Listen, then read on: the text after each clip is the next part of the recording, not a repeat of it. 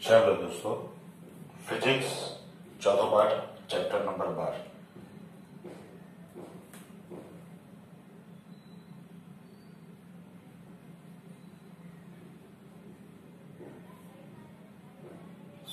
Standard 12 chapter number 4 ગતિમાન વિદ્યુત ભાર અને ચુંબકીય ક્ષેત્ર। ચાલો હવે ચેપ્ટર નંબર 4 ની અંદર આપણે શું જોવાનું છે તો જુઓ દોસ્તો, સાયક્લોટ્રોન ને એ બધાનો અભ્યાસ કર્યા પછી આપણે ચુંબકીય ક્ષેત્ર એટલે કે વાહક તારમાંથી વિદ્યુત પ્રવાહ પસાર કરવામાં આવે। આપણે ઓસ્ટેડના નિયમમાં જોઈ ગયા કે ઓસ્ટેડનું અવલોકન જોયું હતું કે ભાઈ વાહક તારમાંથી વિદ્યુત પ્રવાહ પસાર કરવામાં આવે તો તેની આજુબાજુ ચુંબકીય ક્ષેત્ર ઉદ્ભવે છે। તો આ ચુંબકીય ક્ષેત્ર કેટલા મૂલ્યનું ઉદ્ભવે છે કેવી રીતે જાણી શકાય? તો આ ચુંબકીય ક્ષેત્ર શોધવા માટે બાયો-સાવર્ટે પોતાનો નિયમ રજૂ કરેલો ને એને કહેવામાં આવે છે બાયો-સાવર્ટનો નિયમ। તો વિદ્યુત પ્રવાહ ધારિત તાર દ્વારા અથવા તો ખંડ દ્વારા ઉદ્ભવતા ચુંબકીય ક્ષેત્રનું સૂત્ર અથવા તો બાયો-સાવર્ટના નિયમની સમજૂતી।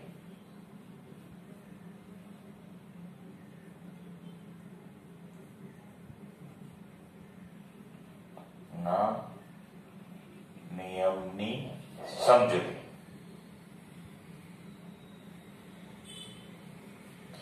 હવે ધારો કે આપણે શું કરી દઈએ તો XY સમતલમાં એક યાદચ્છિક આકારનો અથવા તો ઈચ્છિત આકારનો એક તાર લઈ લઈએ।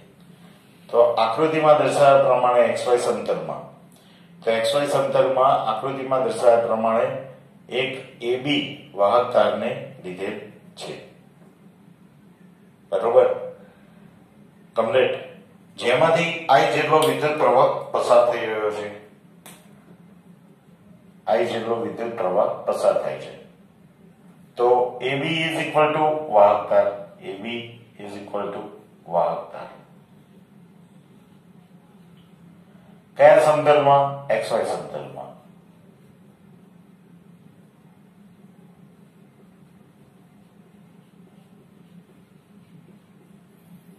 બરોબર, I ઇઝ ઇક્વલ ટુ વાહક તારમાંથી પસાર થતો પ્રવાહ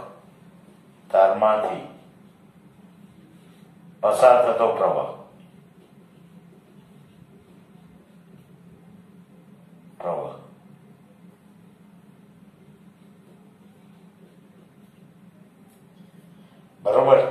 હવે તારને આપણે શું કરીશું તો dl ખંડમાં વિભાજિત, dl ઇઝ ઇક્વલ ટુ વાહક તાર પરના ખંડો, સૂક્ષ્મ લંબાઈના ખંડો, dl ઇઝ ઇક્વલ ટુ વાહક તાર પર સૂક્ષ્મ લંબાઈના ખંડો।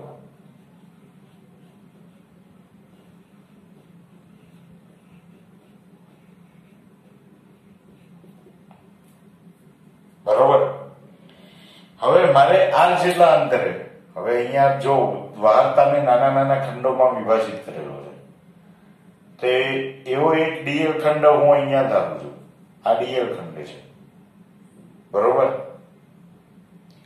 dl જેટલી સૂક્ષ્મ લંબાઈમાં ખંડને વિભાજિત કરે છે। હવે આ dl લંબાઈ ખંડ, વાહક તાર પર લંબાઈ ખંડ,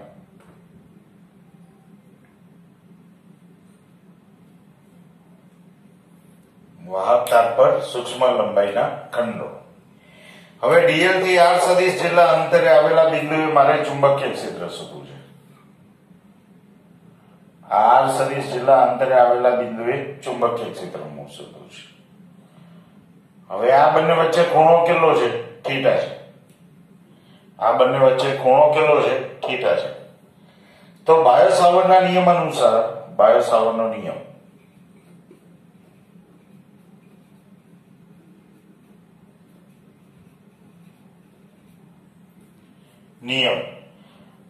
અનુસાર તો બાયો-સાવર્ટના નિયમ અનુસાર r સદિશ જેટલા અંતરે ઉદ્ભવતું ચુંબકીય ક્ષેત્ર તો ઉદ્ભવતું ચુંબકીય ક્ષેત્ર શું લખીશું?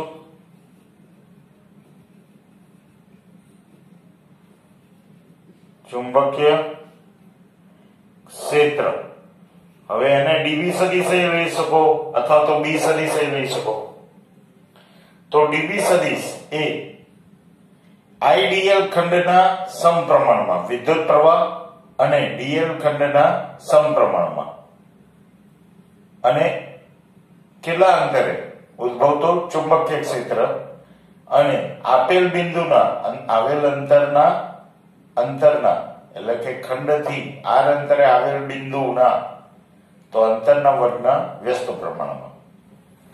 તો આર અંતરે ઉદ્ભવતું ચુંબકીય ક્ષેત્ર બાયો સાવર્ટના નિયમ મુજબ આર અંતરે ઉદ્ભવતું, આર અંતર લઈ લેવું પડે.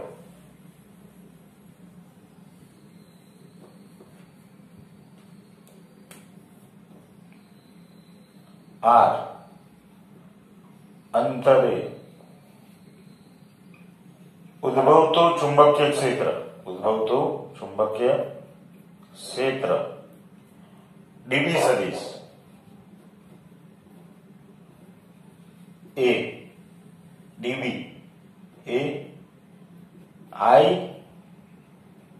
અને ડીએલ ના સમપ્રમાણમાં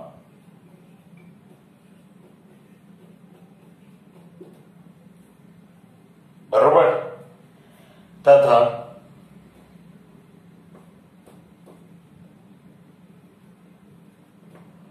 વાહકતાથી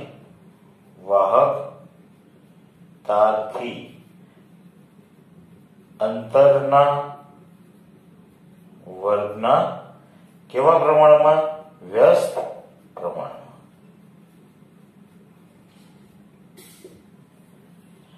બરોબર ને? તો હવે આના પ્રમાણે હું સૂત્રને અહીંયા લખું તો બાયો સાવર્ટના નિયમને સૂત્ર સ્વરૂપે રજૂ કરીએ તો કેવી રીતે થશે? તો જુઓ, dV is equal to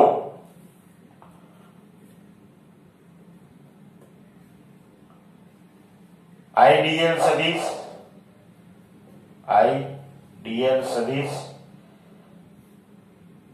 IDL upon R square આ પ્રમાણે રજૂ થાય. બરોબર? dB is equal to IDL upon R square.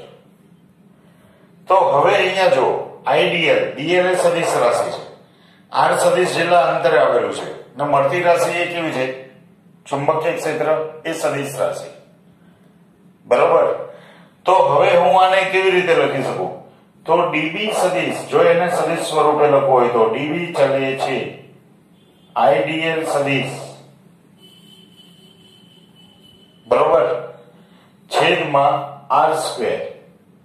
હવે જો અહીંયા સદિશ રાશિ છે તો IDL તો અહીંયા તો અદિશ ગુણાકાર થાય છે, તો મારે તો અહીંયા સદિશ ગુણાકાર લાવવો પડે. તો સદિશ ગુણાકાર કોની સાથે કરીશું? તો ભાઈ R એ અંતર છે, તો R એ પણ પાછો સદિશ રાશિ છે. તો R અંતરે આપણે ચુંબકીય ક્ષેત્ર શોધીએ છીએ, R અંતરે આવેલા બિંદુ P આગળ ચુંબકીય ક્ષેત્ર શોધીએ છીએ. તો હવે આપણે અહીંયા શું કરી દઈએ? તો ચુંબકીય ક્ષેત્ર અહીંયા સદિશ ગુણાકાર કોનો? વિદ્યુત પ્રવાહ ખંડનો. તો વિદ્યુત પ્રવાહ ખંડનો સદિશ ગુણાકાર કોની સાથે? તો આના એકમ સદિશ સાથે, ક્રોસ R કેરેટ એના એકમ સદિશ સાથે. તો હવે આ મને અહીંયા શું મળશે? તો dV is equal to k. હવે સપ્રમાણતાનો અચળાંક લઈ લો. તો સપ્રમાણતાનો અચળાંક k IDL સદિશ ક્રોસ R સદિશ છેદમાં R ક્યુબ. કેમ? કારણ કે R cap is equal to R સદિશ છેદમાં સદિશનું મૂલ્ય. બરોબર ને? આ એકમ સદિશ છે, R દિશામાંનો એકમ સદિશ. માટે સૂત્ર આ પ્રમાણે લખાશે. હવે k બરાબર શું લઈ લો? તો k બરાબર તો dV સદિશ is equal to μ0/4π. આ સપ્રમાણતાના અચળાંકનું મૂલ્ય μ0/4π. આઈડીએલ સદિશ ક્રોસ આર સદિશ છેદમાં આર ક્યુબ. બરોબર. તો બાયો-સાવર્ટના નિયમને આપણે આ પ્રમાણે રજૂ કરી શકીએ. ચલો બંને વચ્ચે સદિશ ગુણાકાર. હવે આની દિશા કઈ બાજુ? વ્યસ્ત પ્રમાણમાં. હવે દિશા કઈ બાજુ? તો I અને dl ના સમતલને લંબ તથા એની દિશા I અને dl ના સમતલ ને લંબ હોય છે. બરોબર. તો આ થઈ ગયો બાયો-સાવર્ટનો નિયમ. હવે મારે આની અંદર શું કરવાનું? જુઓ, હવે મારે આની અંદર શું કરવાનું? તો μ0/4π IDL ક્રોસ r સદિશ. હવે ખાલી માત્ર dB નું મૂલ્ય લખવું હોય તો dB μ0/4π બરોબર IDL ક્રોસ ની જગ્યાએ શું આવે? r sin થીટા છેદમાં r ક્યુબ. ચલો r ઉડી ગયા. બરોબર. કેટલા r આવશે અહીંયા? તો ક્યુબ ની જગ્યાએ સ્ક્વેર આવી જશે. કમ્પ્લીટ. તો હવે આપણે આને કેવી રીતે લખીશું? તો dB μ0/4π IDL sin theta upon r square. જ્યાં IDL એ શું છે? તો IDL વિદ્યુત પ્રવાહ ખંડ છે. થીટા એ કોની વચ્ચેનો થીટા છે? તો ભાઈ સદિશ ગુણાકાર કોની વચ્ચે છે? તો dl સદિશ અને r. તો ખૂણો એ dl સદિશ લંબાઈ ખંડ અને r સદિશ વચ્ચે બનતો ખૂણો છે. તો થીટા એ r સદિશ અને dl વચ્ચેનો ખૂણો. ખ્યાલ આવ્યો? તો અહીંયા જે આવતો થીટા છે એ r અને dl વચ્ચેનો ખૂણો છે. IDL એ વિદ્યુત પ્રવાહ ખંડ. IDL વિદ્યુત પ્રવાહ ખંડ. બરોબર. ચલો અહીંયા આગળ લખું છું. IDL વિદ્યુત પ્રવાહ ખંડ. થીટા તો જુઓ, થીટા r સદિશ અથવા તો dl સદિશ અને r સદિશ વચ્ચેનો ખૂણો. IDL સદિશ અને r સદિશ વચ્ચેનો ખૂણો. કમ્પ્લીટ. μ0 કેટલા? તો μ0 એ પરમિએબિલિટી, માધ્યમની પરમિએબિલિટી. તો માધ્યમ કયું છે? તો શૂન્ય અવકાશ કે હવા. તો શૂન્ય અવકાશ ની પરમિએબિલિટી.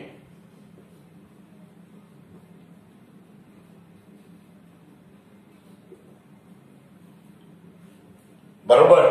ચલો μ0 ને સૂત્રનો કરતા બનાવીએ તો શું થાય? તો μ0 ને સૂત્રનો કરતા બનાવીએ તો અહીંયા આગળ આપણને શું મળશે? તો I ક્યાં જાય? છેદમાં જાય. બરોબર ને? I છેદમાં જાય. અહીંયા 1 મીટર છે ને અહીંયા મીટરનો વર્ગ આવશે. આના ઉપરથી જોઈ લો. બરોબર ને? I ક્યાં જશે? તો I જશે છેદમાં b ઉપર છે. તો μ0 નો સૂત્રનો કરતા બનાવીએ તો μ0 dB upon I dl. r square ક્યાં જાય? ઉપર. sin થીટા નીચે. હવે જો b નો એકમ કયો? ટેસ્લા. I નો એકમ એમ્પિયર. આનો એકમ મીટર ને અહીંયા મીટર સ્ક્વેર. બરોબર ને? તો 1 મીટર ઉડી જવાના. તો μ0 નો એકમ કેટલો? ટેસ્લા છેદમાં એમ્પિયર ઇન્ટુ મીટર ને અહીંયા મીટર સ્ક્વેર. sin થીટા ને કોઈ એકમ ના હોય એટલે અહીંયા મીટર ઉડી ગયા. તો હવે અહીંયા શું આવે? તો tesla metre into ampere inverse. બરોબર. તો μ0 નો એકમ કયો થઈ જશે? તો SI એકમ.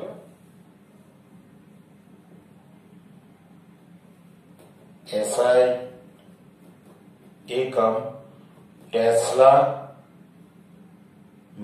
Into metre ampere inverse. બરોબર. ચલો μ0 નું સૂત્ર કેટલું? તો μ0 is equal to 4 pi into 10⁻⁻7 tesla metre ampere inverse. બરોબર.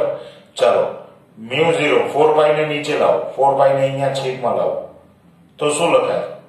તો μ0 upon 4 pi is equal to 10⁻⁻7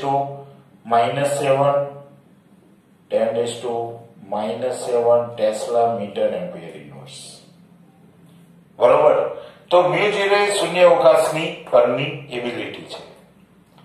હવે ખાસ કિસ્સા, હવે જો ચુંબકીય ક્ષેત્ર અહીંયા કેવું હશે? ચુંબકીય ક્ષેત્રની દિશા જમણા હાથના અંગૂઠાના નિયમ અનુસાર. શું કરવાનું? તો જે દિશામાં વિદ્યુત પ્રવાહ પસાર થાય છે તે દિશામાં અંગૂઠાને રાખો અને આંગળીઓને વાળવામાં આવે તો આંગળીઓ ચુંબકીય ક્ષેત્રની દિશા સૂચવે છે. પી બિંદુ આગળ આંગળીઓ અંદર જાય છે એટલે ચુંબકીય ક્ષેત્ર એ દાખલ થતી દિશામાં, તો ચુંબકીય ક્ષેત્રની દાખલ થતી દિશા ચોકડી વડે દર્શાવવામાં આવે. બરોબર. ચલો અહીંયાથી શું થાય છે? તો અહીંયાથી બહાર નીકળે છે ચુંબકીય ક્ષેત્ર. કેમ? કારણ કે આંગળીઓ બંધ ગાળો રચે છે. તો આંગળીઓ બંધ ગાળો રચે માટે અહીંયાથી ચુંબકીય ક્ષેત્ર બહાર નીકળે તો ક્યુ બિંદુ આગળથી બહાર નીકળતી ચુંબકીય ક્ષેત્ર રેખાઓ ડોટ વડે દર્શાવવામાં આવે. બરોબર. તો અહીંયા લખી લેવાય કે દાખલ થતી ચુંબકીય ક્ષેત્ર રેખાઓ ક્રોસ વડે અને બહાર નીકળતી ચુંબકીય ક્ષેત્ર રેખાઓ ડોટ વડે દર્શાવવામાં આવે. બરોબર. ચાલો જોઈ લો બાયો સાવર્ટનો નિયમ. પછી એના ખાસ કિસ્સા જોઈએ.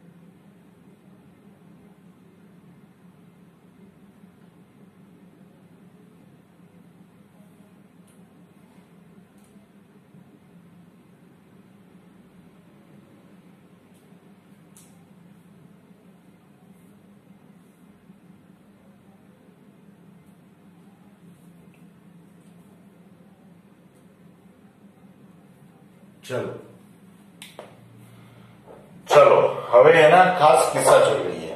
તો ખાસ કિસ્સામાં જો એનું સૂત્રને આપણે ધ્યાનમાં લઈશું તો એના સૂત્રને ધ્યાનમાં લઈએ તો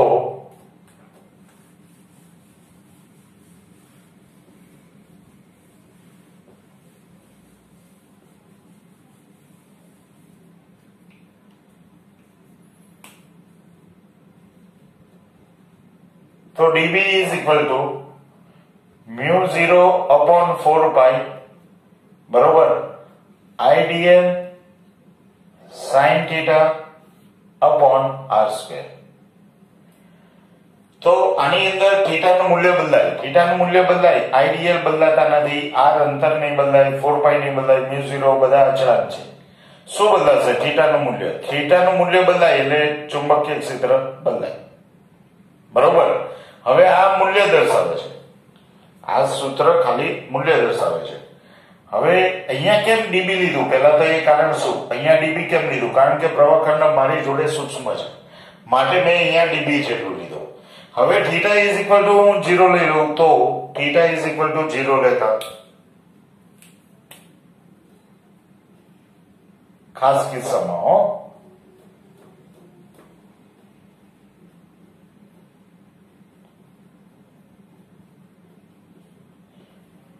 theta is equal to 0 તો sin 0 ની કિંમત કેવી?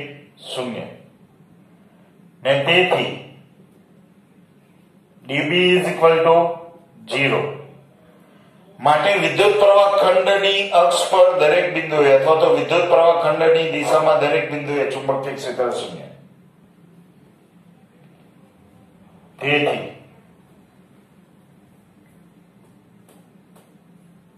વિદ્યુત પ્રવાહ ખંડની દરેક દિશામાં ચુંબકીય ક્ષેત્ર શૂન્ય.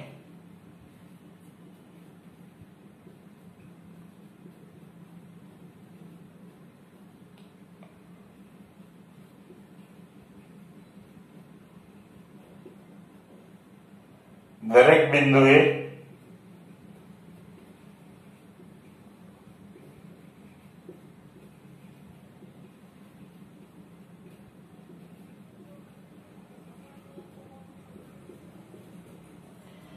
બરોબર.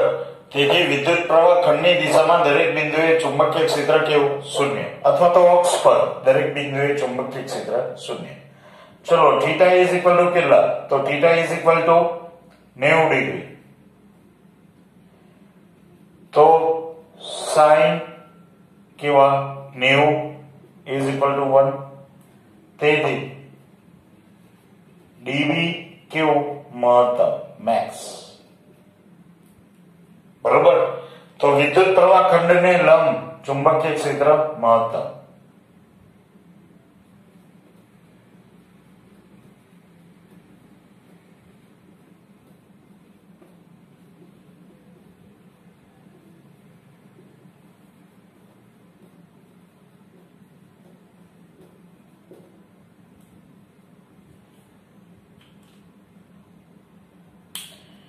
હવે ચુંબકીય ક્ષેત્ર અને વિદ્યુત ક્ષેત્ર વચ્ચેની સામ્યતાઓ અને તફાવત. શું તફાવત ધરાવે છે, સામ્યતાઓ શું છે, તો એ બધું આપણે જોઈ લઈએ. તો ચુંબકીય ક્ષેત્ર અને વિદ્યુત ક્ષેત્ર વચ્ચે સામ્યતાઓ શું છે, તફાવત શું છે, તેના મુદ્દાઓ.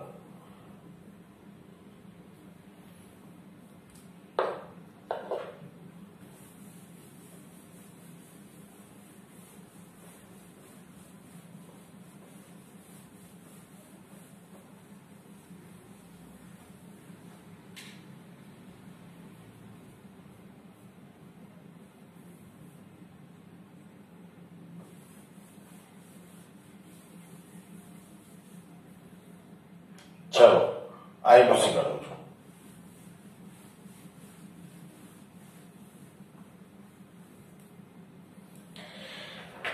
જો હવે પ્રવાહખંડ દ્વારા ઉદ્ભવતું ચુંબકીય ક્ષેત્ર, પ્રવાહખંડ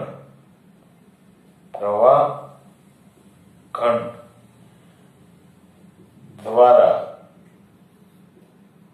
ઉદ્ભવતું ચુંબકીય ક્ષેત્ર. તો અહીંયા ચુંબકીય ક્ષેત્ર લખ્યું, ચુંબકીય ક્ષેત્ર, ને અહીંયા વિદ્યુત ક્ષેત્ર.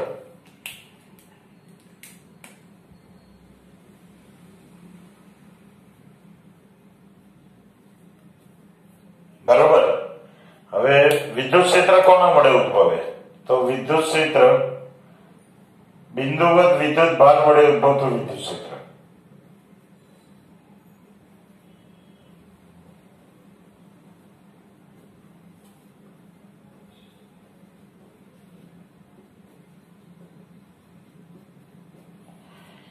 હવે પ્રવાહખંડ દ્વારા ઉદ્ભવતું વિદ્યુત ક્ષેત્ર કેટલું? તો પ્રવાહખંડ દ્વારા ઉદ્ભવતું ચુંબકીય ક્ષેત્ર dB is equal to I dl સદિશ ક્રોસ r સદિશ upon rq.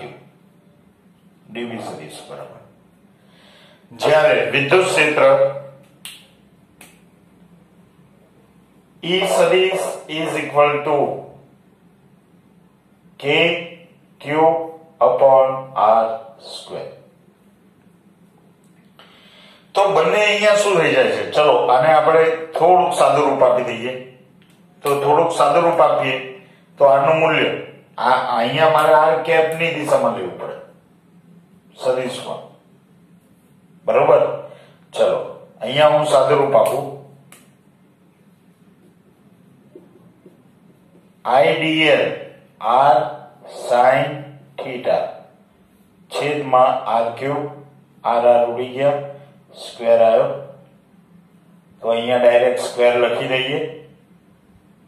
બરોબર.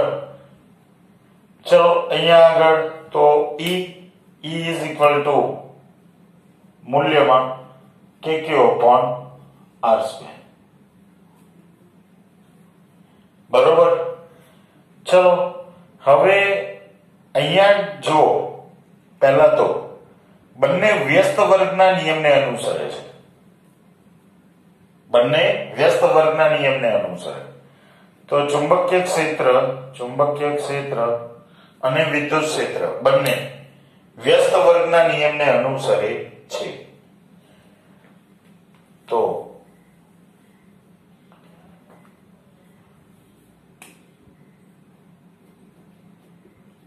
લાંબા અંતર માટે વપરાય. તો અહીંયા પણ લાંબા અંતર માટે વપરાય અને વ્યસ્ત વર્ગના નિયમને અનુસરે તથા વ્યસ્ત વર્ગના નિયમને અનુસરે. હવે અહીંયા પણ શું થઈ જશે? તો લાંબા અંતર માટે વપરાય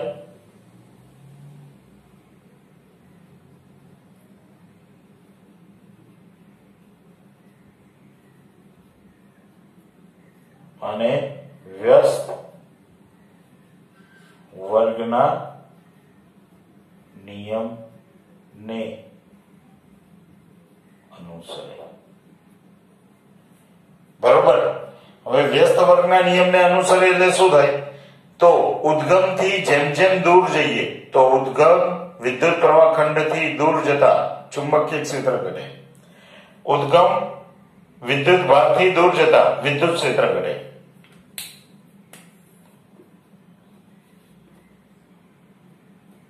ઉદ્ગમ થી દૂર જતા ચુંબકીય ક્ષેત્ર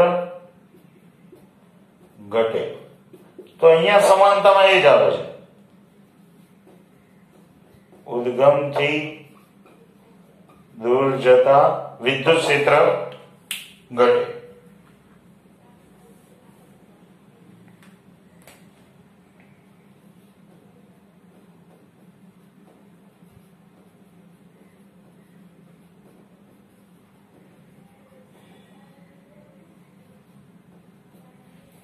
અથવા તો એવું કહેવાય કે આર અંતરથી ઉદ્ગમની નજીક આવતા વિદ્યુત ક્ષેત્ર અથવા તો ચુંબકીય ક્ષેત્ર બંનેમાં વધારો થાય છે. બરોબર. આને ઊંધું પણ લખાય કે આર અંતરથી ઉદ્ગમની નજીક આવો એટલે ચુંબકીય ક્ષેત્ર વધે.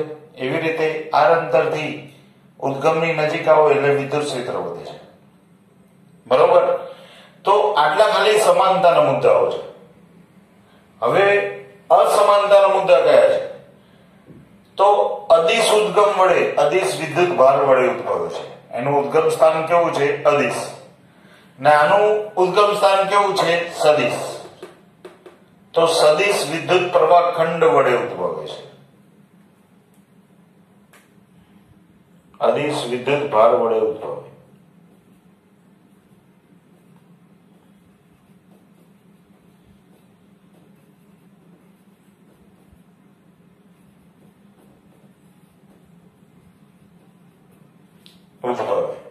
જ્યારે આ કોના વડે ઉદ્ભવે છે? તો સદિશ વિદ્યુત પ્રવાહ ખંડ વડે.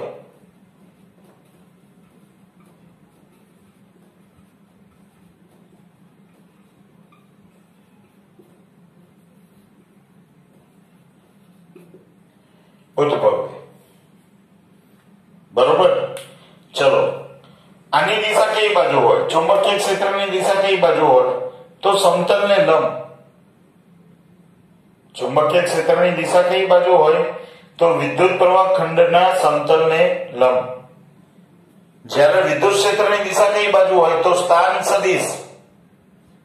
સદિશની જ દિશામાં વિદ્યુત ક્ષેત્ર હોય છે. તો જો ચુંબકીય ક્ષેત્રની દિશા આ ભૂસી કાઢો છો.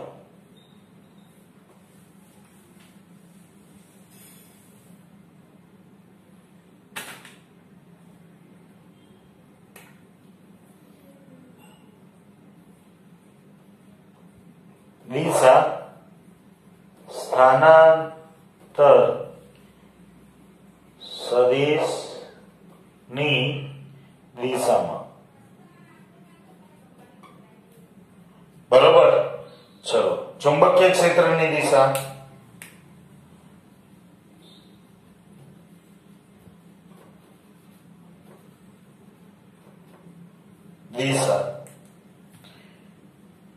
આઈડીએલ સદિશ અને આર સદિશ ને લંબ. બરોબર. આઈડીએલ અને આર ને લંબ દિશામાં.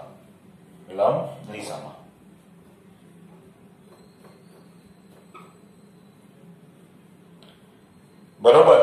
તો અહીંયા એના બે તફાવતના મુદ્દા થઈ ગયા. એની દિશા આવી ગઈ. આઈડીએલ ખંડ એ કેવો છે? તો સદિશ ખંડ છે. આ અદિશ ખંડ દ્વારા ઉદ્ભવે છે.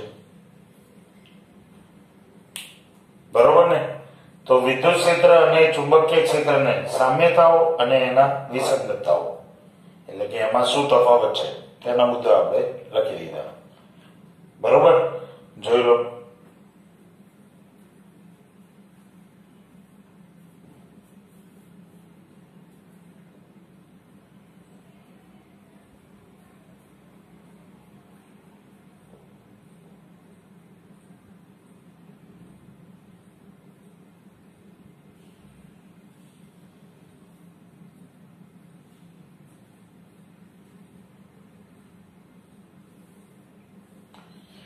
જો આ બંને માટે સંપાતપણાનો સિદ્ધાંત લાગુ પાડી શકાય, ચુંબકીય ક્ષેત્ર અને વિદ્યુત ક્ષેત્ર. બરોબર. તો આ બંને માટે સંપાતપણાનો સિદ્ધાંત લાગુ પાડી શકાય છે. હવે આગળ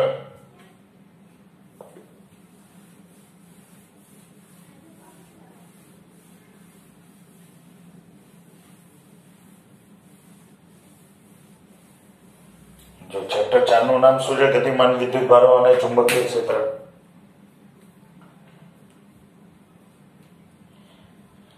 હવે એપ્સિલોન 0 અને મ્યુ 0 નો ગુણાકાર. એપ્સિલોન 0 અને મ્યુ 0 નો સી સાથેનો સંબંધ. તો એપ્સિલોન 0 અને મ્યુ 0 નો સી સાથેનો સંબંધ એટલે કે પ્રકાશના વેગ સાથેનો સંબંધ. મ્યુ 0 ઇન્ટુ એપ્સિલોન 0 નો પ્રકાશના વેગ સાથે સંબંધ.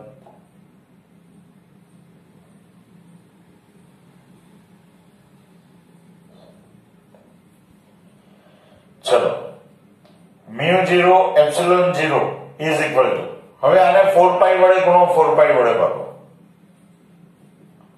તો 4 પાઈ એપ્સિલોન 0 અને મ્યુ 0 છેદમાં 4 પાઈ. શું કર્યું? 4 પાઈ વડે ગુણ્યા 4 પાઈ વડે ભાગી દીધા. બરોબર. ચલો, 1/4 પાઈ is equal to 4 pi mu 0 is equal to કેટલા? કે કોલંબિયન અચળાંક મૂલ્ય કેટલું? 9 ગુણ્યા 10 ની 9. બરોબર. SI. બરોબર ને? એ સિવાય કદાચ તમે આને શું લઈ શકો? તો આને તમે ન્યૂટન મીટર સ્ક્વેર પ્રતિ કુલમ સ્ક્વેર. તો ન્યૂટન મીટર સ્ક્વેર પ્રતિ કુલમ સ્ક્વેર. બરોબર. કે નું. ચલો, mu 0 upon 4 pi is equal to 10⁻⁻7 tesla metre ampere inverse. બરોબર. તમને tesla metre into ampere inverse. આની કિંમતને અહીંયા મૂકી દો. અહીંયા 4 પાઈ ઉપર છે, અંશમાં છે, એટલે આને વ્યસ્ત કરી દો તો 1/k આવે. તો આને કેવી રીતે લખાશે? માટે mu 0 epsilon 0 is equal to 1/9 into 10⁻9. બરોબર. ગુણાકારમાં 10 કેટલા? તો 10⁻9. -7. ચલો 10⁻⁻7 છે તો અહીંયા શું થઈ જશે 1/9 into 10⁹9 into 10⁷7 ક્યાં લઈ ગયું છેદમાં બરોબર તો કેટલા આવે તો જુઓ is equal to 1/9 into 10⁻16 complete માટે μ0 into ε0 is equal to 3 into 10⁸ નો વર્ગ હવે 3 into 10⁸ બરાબર શું થાય તો પ્રકાશનો વેગ તો 1/c², કારણ કે c is equal to 3 into 10⁸, બરાબર ને માટે c બરાબર 1/√μ0 ε0 બરાબર તો μ0 into ε0 નો પ્રકાશના વેગ સાથે સંબંધ જ્યાં c is equal to પ્રકાશનો વેગ તમને જોઈ લો